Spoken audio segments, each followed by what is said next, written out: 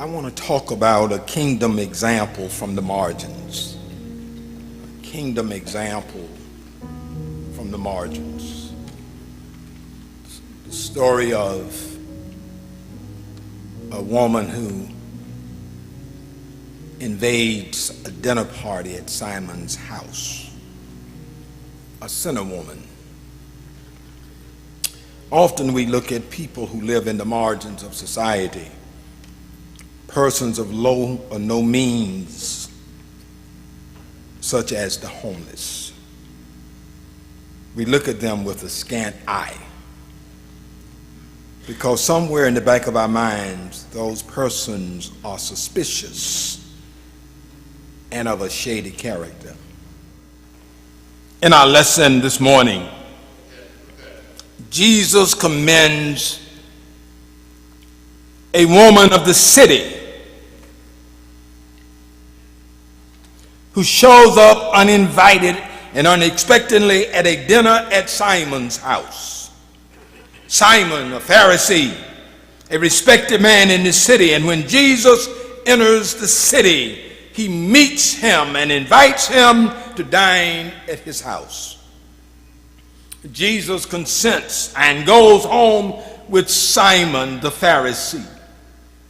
Now, it was customary in that day for outsiders to hover around during a banquet. They could see important people. These areas, even though in a private home, were open spaces that allowed easy access by outsiders. So when this woman sees Jesus, this woman, not to be confused with Mary of Bethany or Mary Magdalene in the other Gospels, who also anointed Jesus' feet. When she sees Jesus in Simon's house, she enters this private space, stand behind Jesus weeping. She wet his feet with her tears, wiped them with her hair. She kissed and anointed Jesus' feet. Although Simon invited Jesus into his home, it is a sinner woman who models grace. She is a model of grace because she was gracious, she was grateful, and she was generous. She models grace. To be gracious is to treat another with kindness or to show grace. This woman is gracious to Jesus, and although she is from the margins of society in which not much is expected of her, she models grace. And perhaps, church, the reason some people are no more gracious to Jesus than they are is that they see themselves as Simon saw himself. Here's a pious Jew who thinks that he has done well just by inviting Jesus into his home. But true conversion and true conviction demands more of us than just sitting in the presence of Jesus. Some folk think you've done God a favor by being here this morning.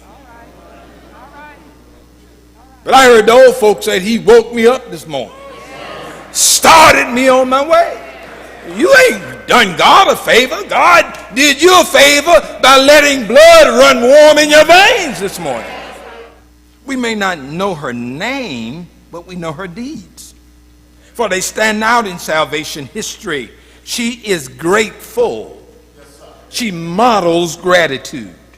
You see, gratitude is to express thanksgiving or to return kindness. Now, what an unusual place to find gratitude. There's a difference in the social standings of these two people. Simon, a sinner woman. Simon, a Pharisee, known as the pious, Simon the pious. And a sinner woman. She doesn't deny the fact that she's a sinner. She confesses that she is a sinner. But gratitude does not come from social standings. It comes from the heart. And Jesus asked Simon an interesting question. He said, do you see this woman? Do you see this woman?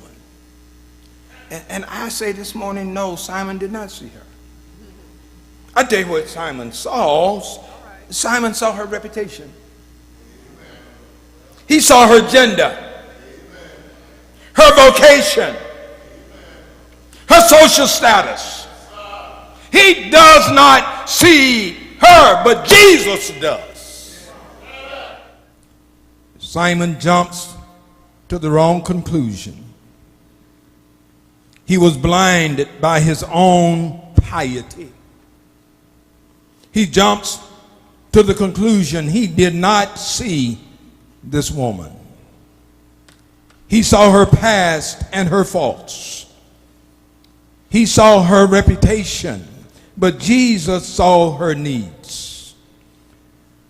Church, I'm glad this morning that Jesus does not see us as others see us.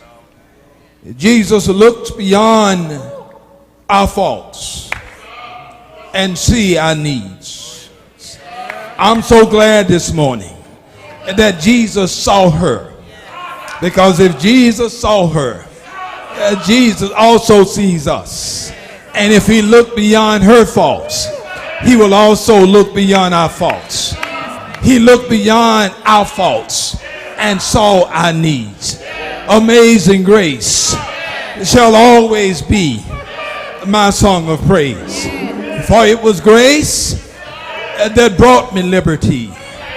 I do not know why he came to love me so.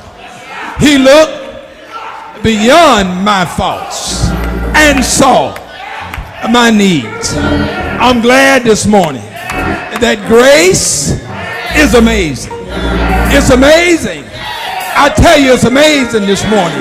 Grace can look beyond your faults and see your needs. How marvelous, how marvelous, how marvelous, how marvelous